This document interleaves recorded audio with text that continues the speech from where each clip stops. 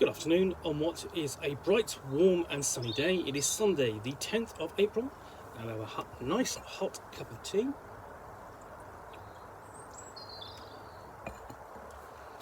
And a parcel to continue unboxing.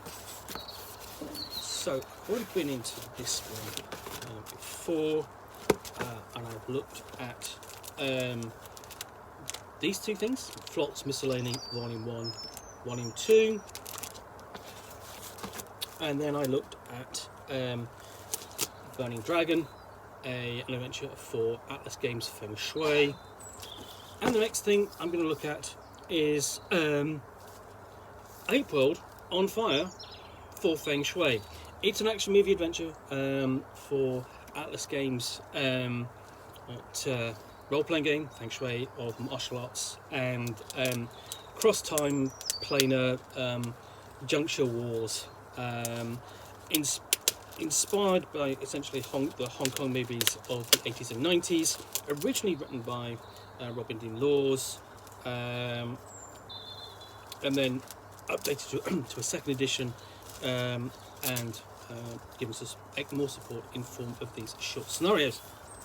So published by Atlas Games, and this promises a lot of cybernetic ape action. So, ape zealots, mutant cartels, dawn chasers, the one who is both and neither, in the wastelands of the apocalypse. The war for the future never ends. Life in the future juncture is bleak, but don't worry, Chi warriors, it can always get worse. Pontius Primate, I promise there's an awful lot of monkey and ape puns when it comes to Feng Shui.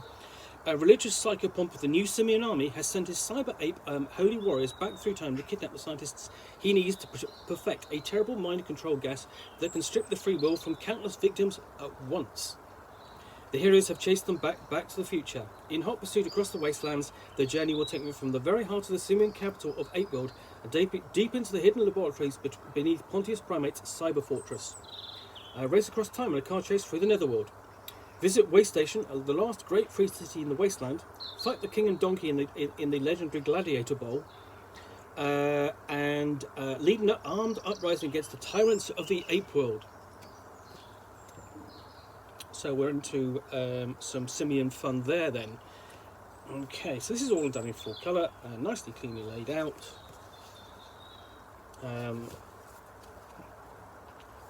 And in the past, sort of like in the previous versions of the Feng Shui, one of the factions is known as the Jammers, and I believe that they are mostly ape,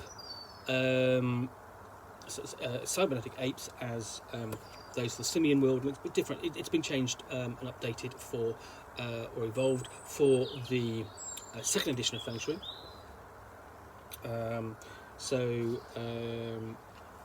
I once played an orangutan with cybernetic arms wielding a huge shotgun called Orange Tang. Yeah, quite possibly a terrible joke there. But the whole thing is the terrible puns for when it comes to apes. So we're getting to what's fun is it's nicely set up. We have the director's commentary here, which says, okay, formal information check here and here. We have deleted scene if you want to add an extra scene for the player characters to get involved in. Here we have all the stats and the QR code for the combat maneuver and scene link, just to keep track of everyone's actions. And here we get out into the way station.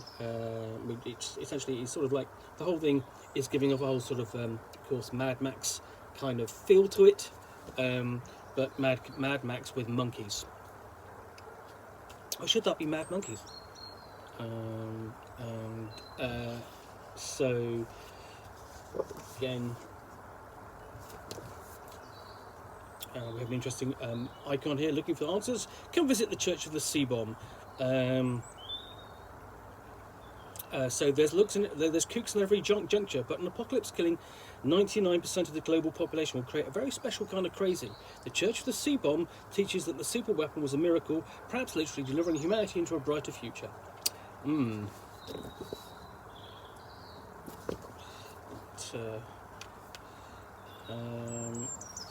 more stats, all cleanly laid out, not like in the way of illustrations at this point.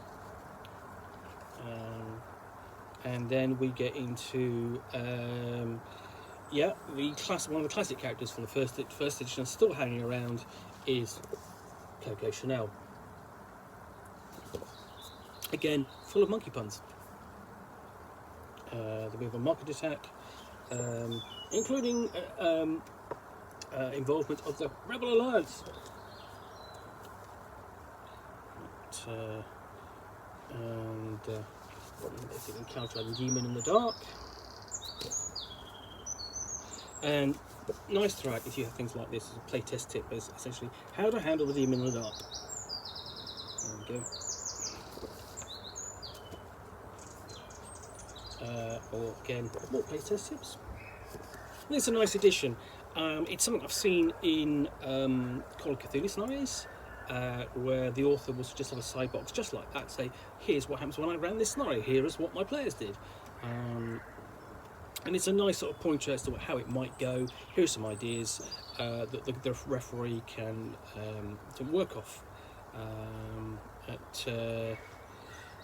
And then we get into the big show. So we have the king and the donkey, but not the Kong. And plenty of human gladiator slaves. So perhaps you have one monkey out, one no man out, or that sort of thing. So we're sort of like straying into Mad Max 3 Beyond the Thunderdome kind of territory. Yes, we are ultimately racing towards the pineal lab, not the pineal gland, where you will have a final battle, of course, with Pontius Primate and the Etheridge lead scientist. So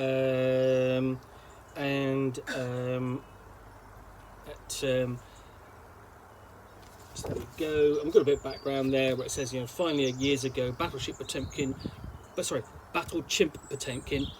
freed himself and his fellow cyber apes by showing the architect researchers the inherent cruelty of their experiments. These scientists joined their former test subjects in forming the original core of the Gemmers. And so on. So that's a nice bit of background there, which would be fun for any character connected with the Gemmers.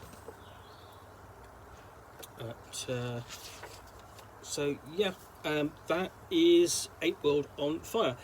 It's not quite as immediately, I think. From just a glance through, it's not as immediately as useful as I can run that and get into it. As with Burning Dragon, but I have no doubt this will be just as fun, just as engaging. Your players running around, beating things up, finding mysteries, finding out what's going on, and just running from sort of like one juncture to the next, and having fun, which is really and lots and lots of actions, which is really what Feng Shui is all about. So I do plan on reviewing this, so Apeworld on Fire and then Burning Dragon, but I've got to review Feng Shui itself at some point. I need to drag my copy out and read that, but I'm looking forward to reading this.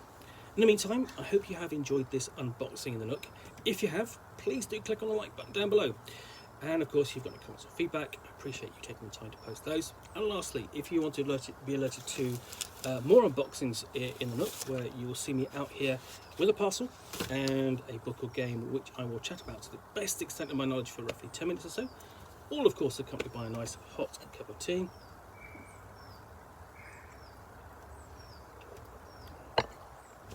Then please do hit that subscribe button. In the meantime, thanks again for watching another unboxing in the Nook, and I'll be back again soon. Bye for now.